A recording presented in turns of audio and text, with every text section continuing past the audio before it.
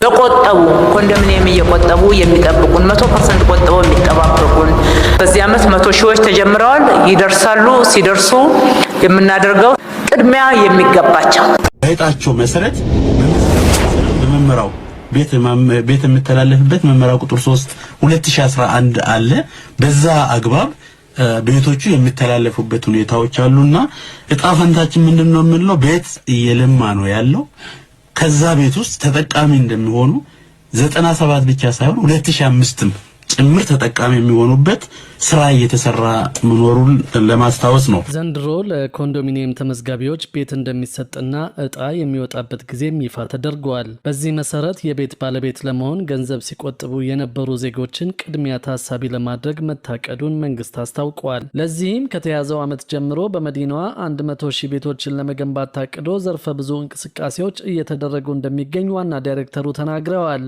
በዚህ የቤት ልማት ፕሮጀክት ቀደም ሲል የቤት ባለቤት ለመሆን ገንዘብ ሲቆጥቡ የነበሩ ዜጎችን ቅድሚያ ታሳቢ ለማድረግ እንደታቀደም ገልጸዋል። 100,000 ቤቶችን ለመገንባት ሲታሰብ 50,000ን በመንግስትና በግለሰቦች አጋርነት እንዲሁም ደግሞ 50,000ን በመንግስት አቅም ለመገንባት አስፈላጊ የሚባሉ የቴክኖሎጂ ስራዎች መሰራታቸውን ገልጸዋል። የአዲስ አበባ ቤቶች ልማትና አስተዳደር ቢሮ ኃላፊ ቅድስት ወልደ ጊዮርጊስ በበኩላቸው እንደተናገሩት የተጀመረውን የቤት ግንባታ የቤት ልማት መርሃ ግብሩን ሁሉን አቀፍና ተደራሽ በማድረግ ለዜጎች የተሻለ መጠለያን ለማጎናጸፍ አስቻይ ሁኔታ ይፈጥራል ብለዋል። አስተዳደሩ የቤት ልማት መርሃ ግብሩን የሚያቀላጥፉ ቴክኖሎጂዎችን ከሁሉም አቅጣጫ በማፈላለግ የመኖሪያ ቤት ተደራሽነት ላይ ትኩረት አድርጓል ያሉት ኃላፊዋ በዚህም ተጨባጭ ውጤቶችን በማስመዝገብ ላይ እንገኛለን ሲሉ ተናግረዋል። ይህን የቤት ግንባታ ሳይትም ከቴክኖሎጂ ጋር በማስተሳሰር በመፍጠርና በመፍጠን መርህ ባጠረ ጊዜ እንደሚጠናቀቅ ተናግረዋል። በዚህም ከመጪው ምርጫ በፊት የኮንዶሚኒየም ዕጣ ለማውጣት መንግስት በልዩ ትኩረት በመስራት ላይ እንደሚገኝ ታውቋል። ከንቲባ አዳነች አቤቤ በ2018 ቅድሚያ የሚሰጠው የቤት ግንባታና የውሃ አቅርቦትን ማሻሻል ነው ሲሉ በቅርቡ መናገራቸው የሚታወስ ነው።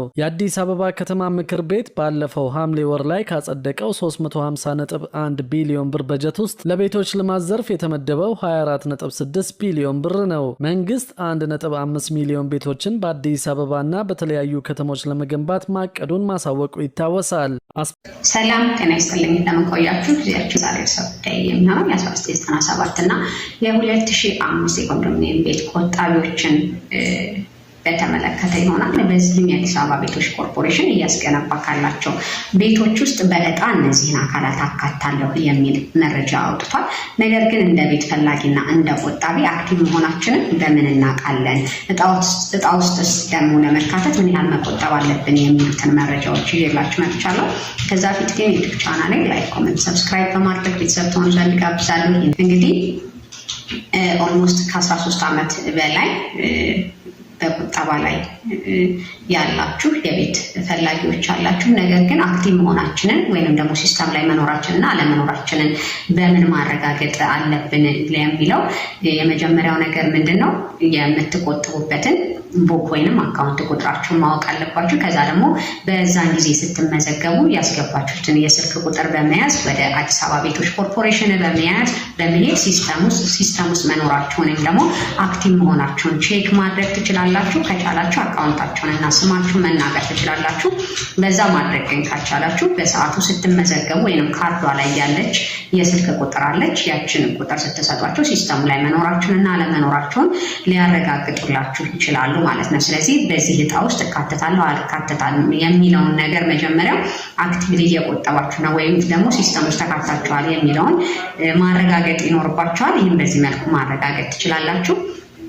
ሁለተኛ የሚነሳው ነገር እንግዲህ ምን ያህል ብንቆጥብ ነው በዚህ እጣ ውስጥ ልንካተት የምንችል ነው የሚል ነው። እንግዲህ በራሱ የሆነ የተቀመጠ ሊሚት አለ በየወሩ እንድንቆጥብ ከስቱዲዮ ጀምሮ ባለ 1 መኝታ ባለ 2 ባለ 3 እያለን ስንሄድ ለ20/80 እና ለ40/60 ፎርማት የተቀመጠ ተመን አለ በየወሩ የሚቆጠብ። ስለዚህ መስራት የሚኖርባችሁ ምንድነው ከ2005 ጀምራችሁ እስከ 2018 ባለው ወይንም ደግሞ እጣው እስከሚወጣበት ጊዜ ባለው ውስጥ ሳታጓድሉ መቆጠባችሁን ቼክ ማድረግ ነው። ስለዚህ በየወሩ ያን ከዛ በአመት ምን ያህል ይመጣል የሚለውን አባዝታችሁ እስከዛ ቱ ዘ ሚኒመም በዛ መጠበቅ ይኖርባችኋል ማለት ነው። ስለዚህ እንዳጠቃላይ አሁን የመጣው ሀሳብ ጥሩ የሚባልና ተስፋ ያለው ነገር ነው። ስለዚህ ከዚህ በፊት ቁጠባ ማቆርጣችሁ የነበራችሁ ነገር ግን ያላወጣችሁ ኢንአክቲቭ ያላስደረጋችሁት አክቲቭ ሊኖረው ግን ብሩን ያላስገባችሁ ሰዎች የተወሰነ ያን